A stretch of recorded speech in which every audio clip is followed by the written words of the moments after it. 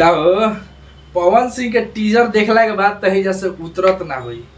शिव के उ रौद्र रूप, पवन सिंह के हाथ में त्रिशूल, एगो हाथ में डमरू, बम बम बम वाला म्यूजिक, ऊपर से पूरा अघोरी वाला फील दे के जौन टीजर आज रिलीज होइल बा, देखला के बाद कितना आदमी तो दिमाग से हिल गइल होली कि बाप रे पवन सिंह। भैया कुछ भी भोजपुरी में अगर नया होखो तो उ कर सकता ना पवन सिंह ही।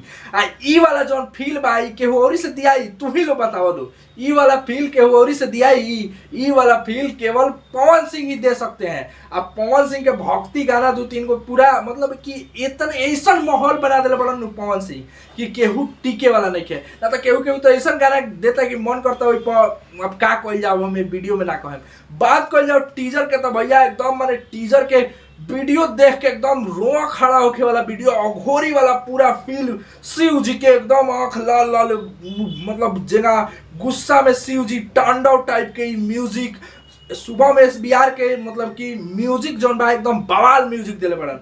आ एमे जौन बा केहू गइले नहीं खे, खाली पावर स्टार पवन सिंह के गायकी एमे भइल बा। आ भैया टीजर जौन बा उ देखला के बाद लागता कि हाँ कुछ बवाल काम जौन बा उ पवन सिंह कर दिले बड़न। आ जब ई गाना आई तो कुछ लोग के दिमाग आ दिल सब कुछ बैठ जाई, काहे से कि भैया पवन सिंह के बहुत लोग ऐसा बा जे कहत कि अब टाटा बाय, लेकिन भैया पवन सिंह जब एंट्री मरले बड़न नीलकंठ देवा तो सबके सुनल ही हुई। बाकी जौन बा हई आवत है देख काशी में शिव शंकर, आ एक और के पोस्टर रिलीज भइल बा उहो आई जल्दी है। लेकिन है काशी में शिव शंकर के भैया जौन टीजर बने एकदम बवाल बा। आप लोग के बता दी कि पावर स्टार पवन सिंह के आवाज और भागीरथ पाठक के लिरिक्स आ शुभम SBR के म्यूजिक, मतलब कि म्यूजिक का कमाल देले बड़ा। अभी तक तो लिरिक्स नहीं सुन ले, लिरिक्स जौन बा वीडियो देखला के बाद लागत कि हाँ बवाल जौन बा वो लिरिक्स हुई। भैया टीजर के अगर पूरा ओवरऑल बात कइल जाए तो एकदम कमाल धमाल के टीजर बा।